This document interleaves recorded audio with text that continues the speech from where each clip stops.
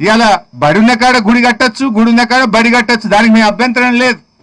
కానీ చుట్టూ జాగని ఇడిచిపెట్టి పోయి గుడినే కొట్టుడెందుకు, గర్భగుడిని కొట్టుడెందుకు, దాని కింద 24 ఫీట్ల పొక్క దవ్వుడెందుకు, అర్ధరాత్రి దవ్వుడెందుకు అన్నదే ప్రజలు అడుగుతున్న ప్రశ్న. దానికి రేవంత్ రెడ్డి సమాధానం చెప్పాలి.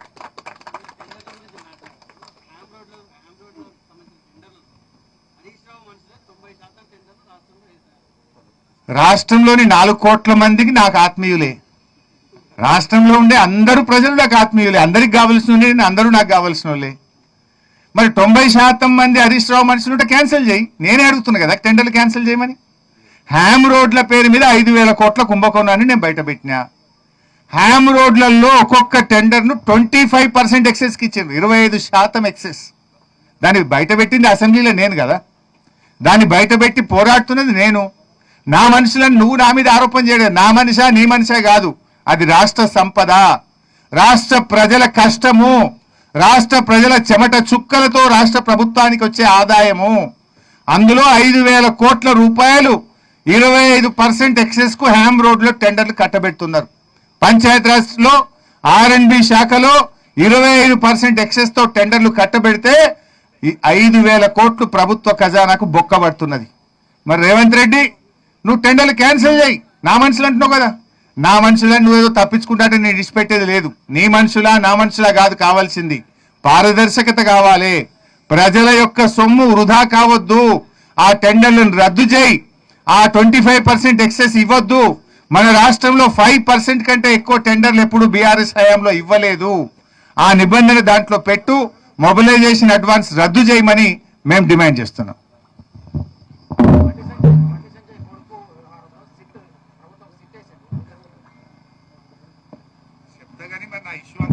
నా భయం ఇప్పుడు సిట్టు బండి భగీరథ్ కదా, బండి భగీరథ్ విషయంలో సిట్టు వేయడం అంటేనే కేసును నీరుగార్చడం.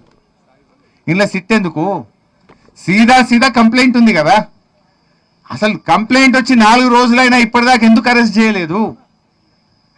డైరెక్ట్గా ఇప్పుడు మా బీఆర్ఎస్ పార్టీ మా క్రిషాంకో లేకపోతే మా నల్లబాలో రీట్వీట్ చేస్తే రాత్రి 1 గంటగా చెతకపోయినావు కదా.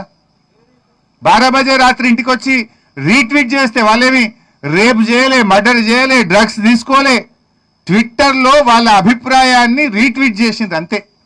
దానికి 1 గంట రాత్రి పోయి బీఆర్ఎస్ కార్యకర్తలు అరెస్ట్ చేసి కేసుల మీద కేసులు పెట్టి పీటీ వారెంట్లు వేసి బెయిల్ రాకుండా లోపల పెట్టిన రేవంత్ రెడ్డి 4 రోజులైనా ఒక రేప్ కేసులో కంప్లైంట్ వస్తే ఇప్పటిదాకా నువ్వు అరెస్ట్ చేయలేదంటేనే నీ కుమ్మక్కు రాజకీయం బయటపడుతుంది.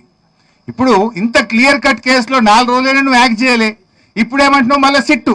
నువ్వు ఇప్పటికి ఎన్ని సిట్లు వేసినావు? 10 సిట్లు వేసిండు రేవంత్ రెడ్డి. ఒక్క సిట్ అన్న ఇప్పటికేమైనా రిపోర్ట్ ఇచ్చిందా? నీ 10 సిట్ల రిపోర్ట్లు బయటపెట్టు ఫస్ట్. ఇప్పటిదాకా 10 సిట్లు వేసినావు రేవంత్ రెడ్డి. ఏ సిట్ అన్న తేల్చిందా? ఏ సిట్టు మీద చర్యలు జరిగినాయా? నువ్వు ఇక్కడ కూడా సిట్టు వేయడం అంటే నీరుగార్చడమే కేసును. ఉద్దేశపూర్వకంగా కుమ్మక్కై నువ్వు ఇలా ఈ సిట్టు వేసి కేసును నీరుగార్చే ప్రయత్నం చేస్తున్నావు. లీకులు ఇస్తాను. ఇప్పుడు ఇంకోటి ఉంటుంది. నా డౌట్ ఇవాళ ఏంటంటే పార్లమెంట్ ఎన్నికలు రాగానే అప్పుడు సిట్ వేసిండు కదా, ఏది టెలిఫోన్ ట్యాపింగ్ లీకులు వస్తాయి. ఇట్లా అయిందట అట్లా అయిందట, సినిమా యాక్టర్లు అయిందని. మళ్ళీ పార్లమెంట్ ఎలక్షన్ కాగానే తప్పు సినిమా యాక్టర్లు ఎవరు ట్యాప్ కాలేదు అని మళ్ళీ ప్రభుత్వమే చెప్పింది. మళ్ళా మొన్న సర్పంచ్ ఎన్నికలు మున్సిపాలిటీ ఎన్నికలు రాగానే మళ్ళీ సిట్టు లీకులన్నీ వచ్చినాయి. అలేవు మొన్న ఎలక్షన్లు అయిపోయినాయి, బంద్ అయింది. ఇప్పుడు బండి సంజయ్ గారిని కాపాడడానికి ఇవాళ పొద్దుకో రేపో మళ్ళీ లీకులు ఇస్తారు. ఇట్లా అయిందట అట్లా అయిందట, ఇందులో A1 ఈయనట, A2 ఈయనట, ఆయన పేరు పెట్టిరట, ఈయన పేరు పెట్టిరట అని రేవంత్ రెడ్డి ఎప్పుడు అవసరం ఉంటే అప్పుడు వాడుకుంటాడు దీన్ని. Leak master. మళ్ళీ ఇవాళ రేపో లీకులు ఇస్తాడు. ఇక లీకులు ఇచ్చి చర్చ పక్కదారి పట్టాలి. అసలు విషయం ప్రజలు మాట్లాడుకోవద్దు. ఎలక్షన్లు రాగానే లీకులు యాదికొస్తాయి. రేవంత్ రెడ్డి ప్రభుత్వం డిఫెన్స్లో పడంగానే లీకులు గుర్తొస్తాయి. లేదు ఏదన్నా ఒక అంశాన్ని దారి తప్పియాలి, విషయాన్ని చర్చ పక్కదారి పట్టాలనగానే లీకులు. సినిమా ఏదో టీవీ సీరియల్ నడిపినట్టు 2.5 ఏళ్ళ ఏం తెలిసింది ఉన్నది అంటే ఇదంతా కూడా డ్రామా కంపెనీ. దేవుని మీద ఒట్టిపెట్టి రుణమాఫీ చేయని రేవంత్ రెడ్డి డ్రామాలు ప్రజలకు అర్థమైనాయి. 2.5 ఏళ్ళు అయిపోయింది. నీ నాటకాలు, నీ లీకులు, నీ డ్రామాలు ఇవన్నీ నడవై మిస్టర్ రేవంత్ రెడ్డి. ఇప్పటికైనా నీతిగా నిజాయితీగా ప్రజలకిచ్చిన నీ 420 హామీలు అమలు చేయి. వడ్లు కొనే దిక్కు లేదు, మక్కలు కొనే తెలివి లేదు, ఇంకేందో మాట్లాడుతుండు. Thank you.